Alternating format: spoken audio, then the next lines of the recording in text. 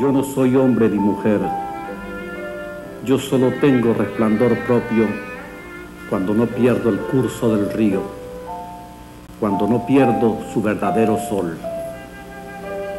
Y puedo alejarme libre, girar, bogar, navegar dentro de lo absoluto y el mar blanco.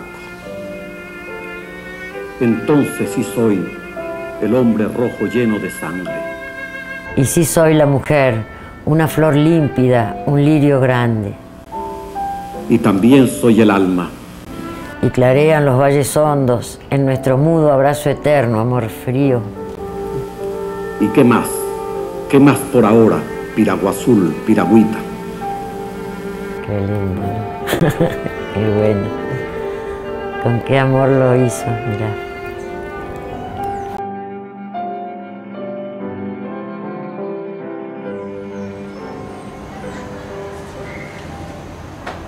Sánchez Peláez ocupa en la literatura venezolana, concretamente en la poesía, que fue su oficio de toda la vida, un lugar importantísimo, un punto de quiebra que se inicia en los años 50, comienzo de los años 50 en Venezuela.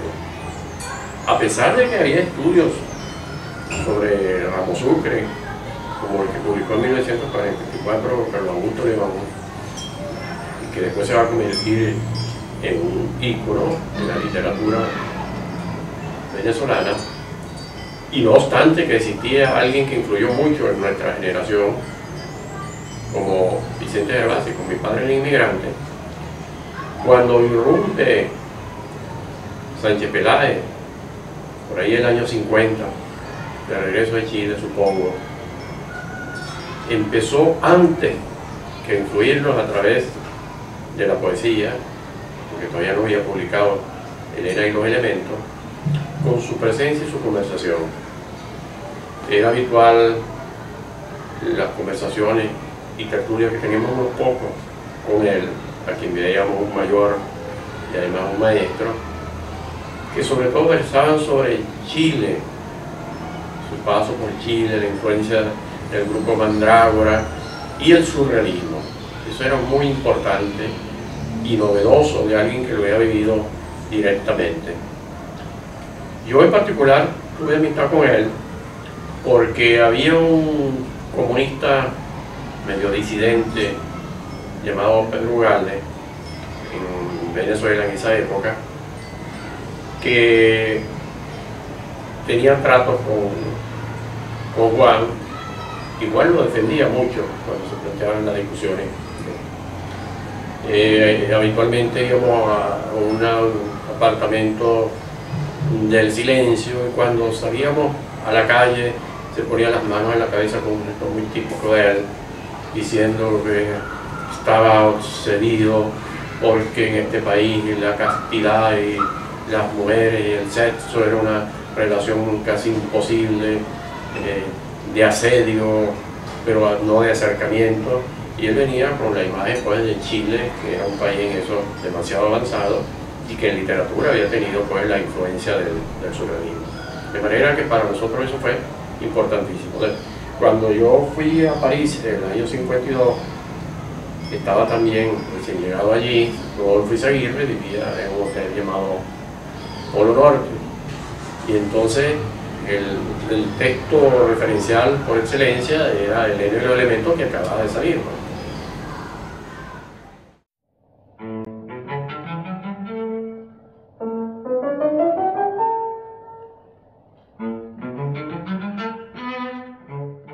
Mira, la presencia de Juan Chico es muy determinante en mi vida, ¿no? Desde el mismo momento en que lo conozco personalmente. Yo lo vengo a conocer a él en 1965, a principios, cuando él va a dirigir el departamento de publicaciones de la Universidad de Carabobo. Y a mí me nombran su adjunto. Durante un año, Juan va a permanecer en Valencia y va a dirigir las publicaciones de Carabobo. Dirige la Separata Literaria. Recuerdo que el primer trabajo que él publica allí es un texto sobre los objetos mágicos de Mario Abreu, un bellísimo texto. Por ese tiempo también tiene lugar una cosa muy importante, que es la Bienal José Rafael Pocaterra del Ateneo de Valencia, donde lo nombran a él jurado del concurso de poesía. Y el hecho de estar Juan en el jurado atrae una gran cantidad de concursantes, de poetas que envían sus libros. Y estuvo bastante reñido, yo estuve cerca, aunque yo no fui parte del jurado, sino era un asistente allí, estuvo bastante reñido el premio, tanto que se recomendaron 4 libros para la publicación. Estaba el del ganador, que fue el de Francisco, La depravación de los astros, pero también estaba Falsas maniobras de Rafael, nada menos que Falsas maniobras, estaba Si el verano es dilatado, de Luis Alberto, el primer libro de Luis Alberto, y La mágica enfermedad de Jesús Anoja. Esos 4 libros, imagínate tú, fueron recomendados para publicación. Estuvimos un año muy cerca, allí yo trabajando con él día a día, viéndonos en la oficina, en todos los ámbitos de la universidad, llevando para acá y para acá las cosas. Y recuerdo algo especial, mira Jesús, que Juan solía repetir una frase que en ese momento se la oí muchas veces. Era una frase de André Breton sobre el poeta Benjamin Péret. Decía la frase así: hablo de él como de una lámpara demasiado próxima que durante 40 años, día a día, ha embellecido mi vida. Y él la repetía, esa frase tan hermosa, que yo me la aprendí. Bueno, nunca más, después nos vimos muchas veces. Juan, vienen otros periodos en la vida de Juan, y es curioso, me ha llamado mucho la atención, porque en el último tiempo yo se la repetía a Juan y él ya no la recordaba tanto. Esto me llamó a mí la atención acerca del misterio de esta frase. Era como que si Juan me lo hubiese dicho, yo me lo hubiese aprendido, y ninguno de los dos sabía en ese momento que íbamos a tener una amistad de 40 años, que yo lo iba a ver durante 40 años y que yo la podía repetir ahora. Durante 40 años, día a día, ha embellecido mi vida. Y eso lo puedo yo decir de él ahora.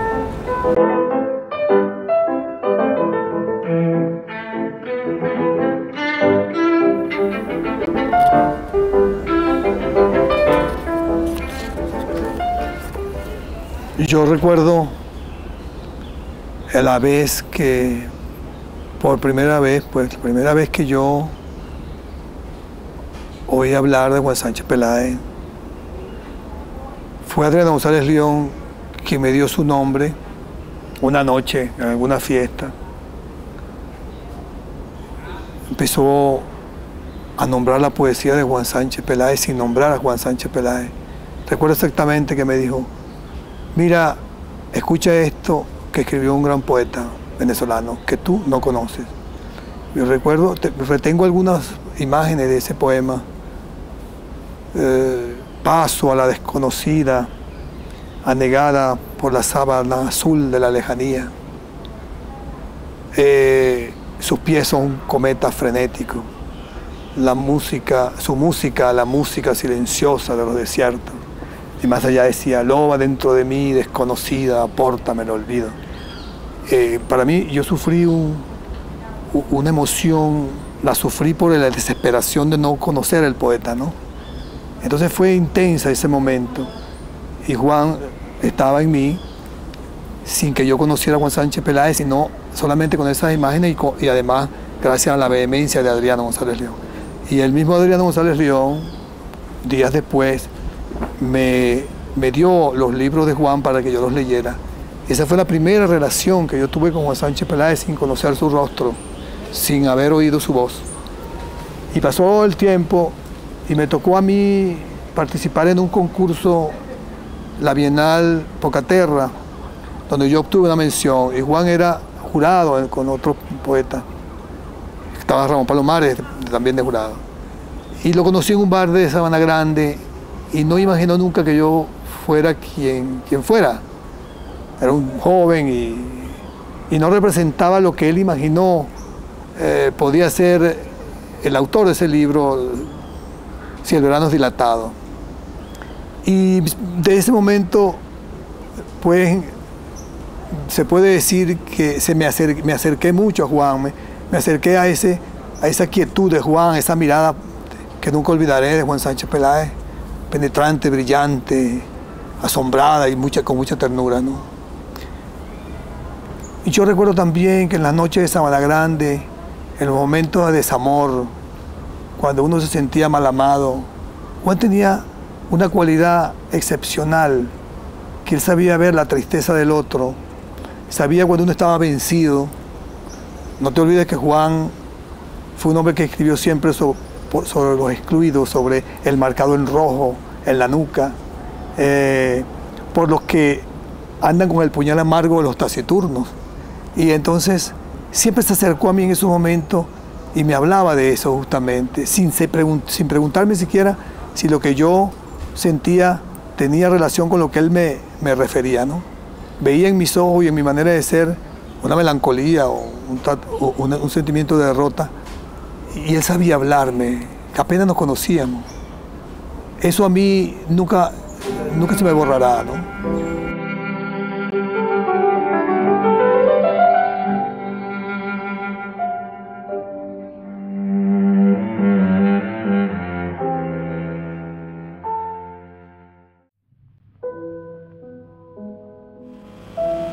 A ella, y en realidad sin ningún límite, con holgura y placer. A ella, la víbora y la abeja, la desnudez preciosa. A ella, mi transparencia, mi incoherente arrullo, el rumor que sube en las raíces de mi lengua. A ella, cuando regreso de las inmensas naves que hay en el cuerpo huraño con un sol inmóvil.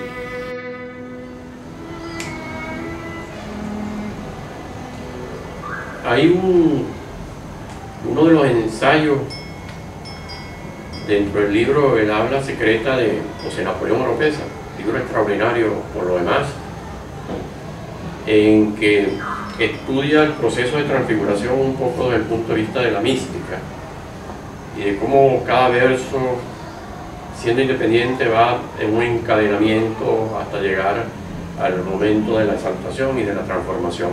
En este caso, el poema que nombra a ella en mayúscula equivaldría a precisamente el alma. Pero también yo creo, como en toda la poesía de Sánchez Peláez, ahí hay también un elemento que es eros,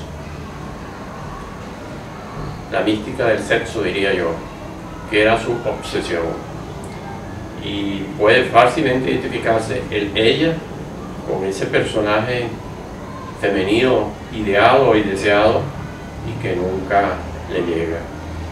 Que también hay otra constante en la poesía, además del eros sometido a un experimento místico y de descubrimiento, que es el desdoblamiento también mucho de la literatura europea, que influencia o influye en Sánchez. Y eso está en Animal de Costumbre. Animal de Costumbre es el ser cotidiano que cohabita con el poeta, que tiene otras miradas, el que lo asedia a cada rato, que es su amigo y su enemigo. Ese es el animal de costumbre, el hábito, lo cotidiano, que entra y penetra en el fondo de un ser que no se da por entero a lo cotidiano, precisamente. Entonces hay ese desdoblamiento, una especie de otro yo que aparece en muchos de los poemas.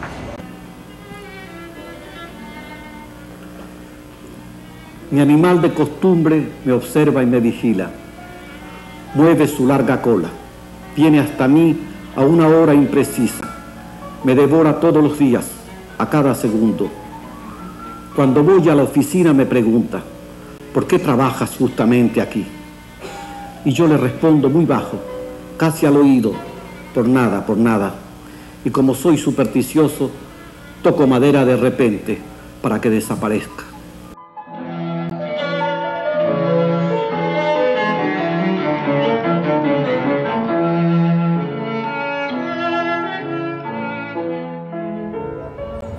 Mira, yo pienso que sobre todo para la generación del 58, a la cual pertenecemos, la presencia de Juan es muy determinante.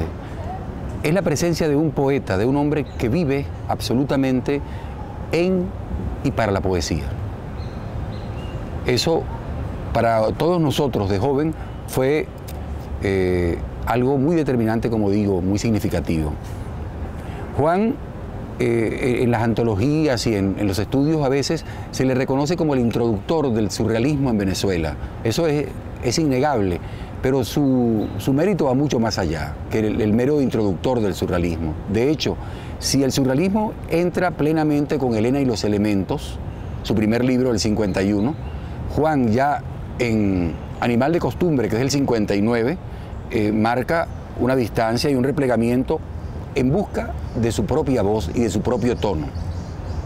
Ya Juan no es exactamente un poeta totalmente surrealista, sino podríamos llamarlo parasurrealista. Va definiendo una voz que con el tiempo se va a hacer inconfundible.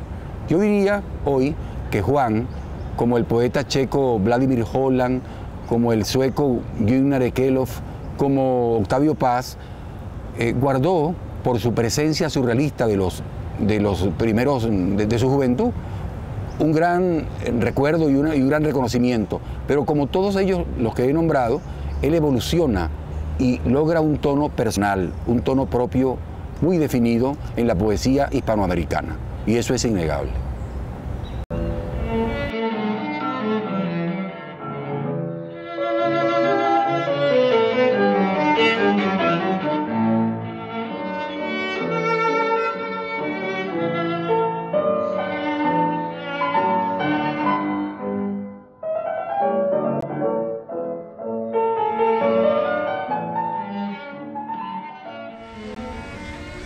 Lo conocí yo cuando era estudiante de quinto año de bachillerato. Imagínense ustedes lo que eso puede haber significado en la formación de un muchacho que venía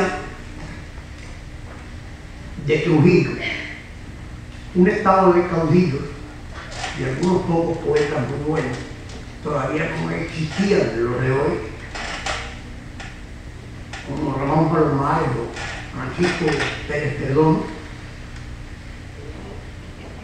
lo que significaría la extraordinaria oportunidad de formarse, leer y descubrir la vanguardia con alguien que lo enseñaba a uno con extraordinaria emoción, porque uno le resultaba buen receptor.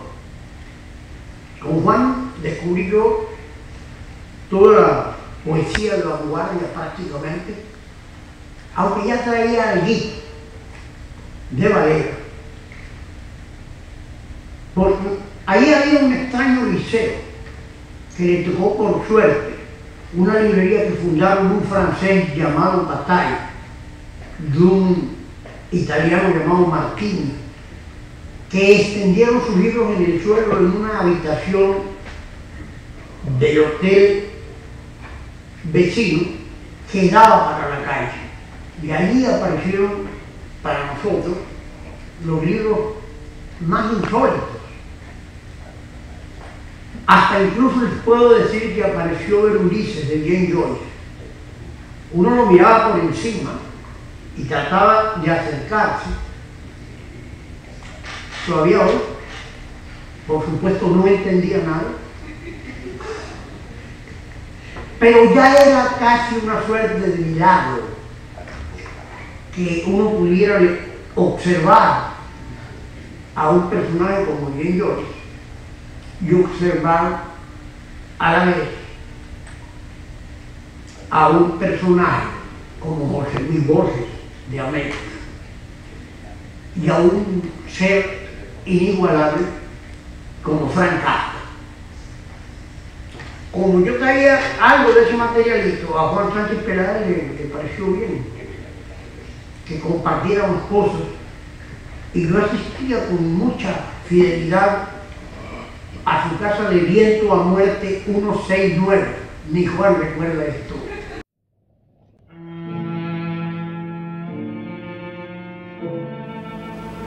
Las cartas de amor que escribí en mi infancia eran memorias de un futuro paraíso perdido.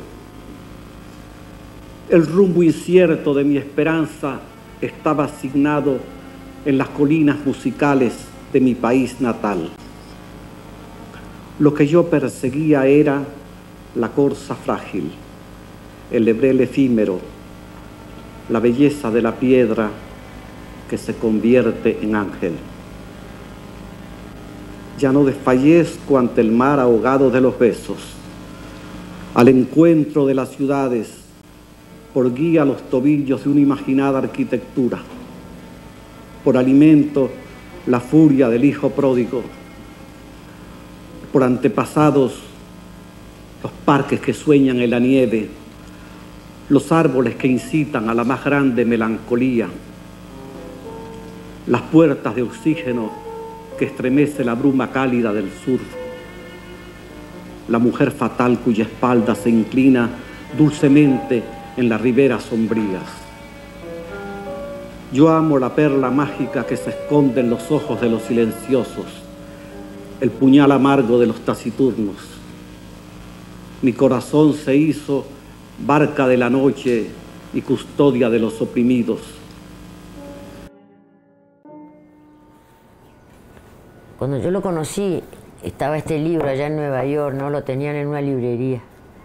Entonces iba a venir a esa librería y yo me puse a mirar así, yo abría así. Y leía cualquier frase y yo decía, ¡ah! ¡Qué belleza! Mi madre tiene ante sí su cachorro sano, brillante, como la espuma del paraíso. Después abría otro y decía, mi hermano Abel sacudía los espantapájaros. Mi madre charlaba en los largos vestíbulos. Después, y así yo iba abriendo. Yo me identifico a menudo con otra persona que no me revela su nombre ni sus facciones. Y yo abría así y decía, qué maravilla, qué bueno que voy a conocer a este poeta. Y abría así el libro. Las cartas de amor que escribí en mi infancia eran memorias de un futuro paraíso perdido. Y yo decía, qué bueno.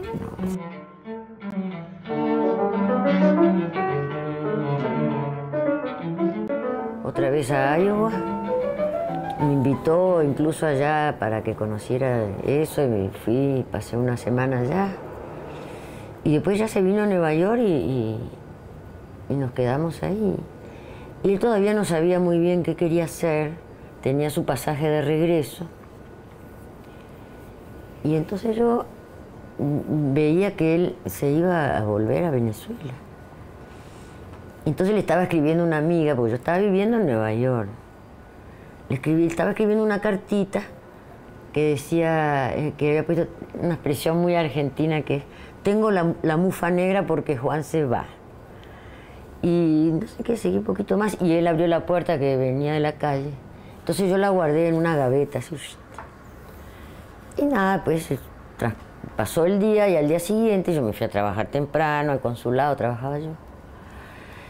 Y cuando volví me dijo, ¿qué es la mufa negra? ¿Me leíste mi carta? Sí, pero ¿qué es la mufa negra? Bueno, estoy tristísima, es que estoy en el pozo más profundo. ¿Por qué no querés que me vaya? Me dices. No, le digo. Entonces me quedo, dijo.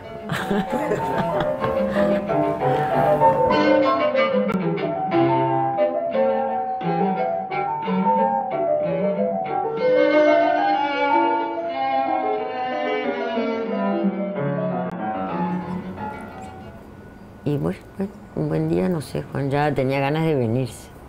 Empezó a llamar por teléfono a sus amigos. Llamaba a Adriano, llamó a Marcos Miliani, me acuerdo, a Mérida.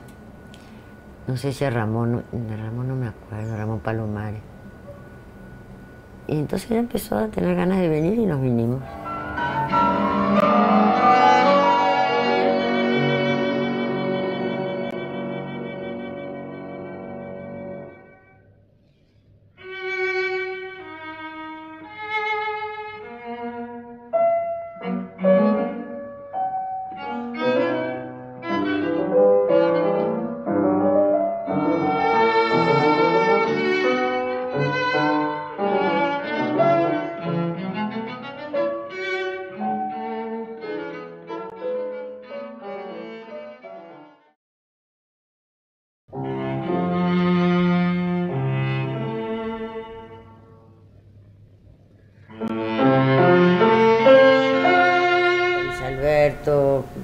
Patiño y Luis José García.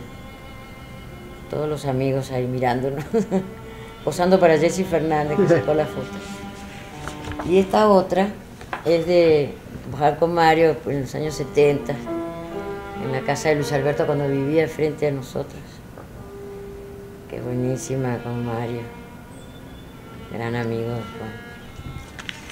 Aquí está una vez que vino de visita Álvaro Mutis, en un hotel que lo fuimos a ver. Y aquí con Gonzalo Rojas, también aquí en Caracas. Ay, perdón, esta es en los años 80 y pico, 80, en la década de los 80. Y esta es una viejísima en Sabana Grande, antes que fuera lo que se convirtió ahora con Salvador. Se ve todavía, no hay esos cafés así todos cerrados que hay ahora. Y aquí está con Julio Ortega y Adriano, en Casa del Catire. Esta ya es de los 90, más o menos del 95. Y esta es con Juan Gelman y el Catire también. Muy bueno, cuando vino Juan Gelman aquí de Caracas. Esta también es de los años del 75, esta es en Nueva York con Humberto Díaz Casanueva. Hicimos un viaje con Antonia Palacios, aquí hay una con Antonia también, de esas mismas fechas. Y acá en la vieja casa del Altamira al principio, con Luis García Morales. Y aquí, bueno, con el Catire, esta es más reciente, esta es de los 90. Esta que a Juan le encantaba, que le sacó Vasco sin estar en Calabozo, haciendo puntería y pegándole a todas las laticas que pusieron ahí, a pesar del miedo que le dio a Baica cuando lo vio con un arma. Pero es un arma de esas deportivas, tú sabes. Aquí está con Vicente, y ahora te voy a mostrar otras con Vicente, en el libro que hizo el Catire. Estas que son muy buenas. Entonces está un poema que le dedicó a Juan y están unos poetas ahí, muertos de risa. Y después hay una por aquí que estoy yo ahí también. Acá.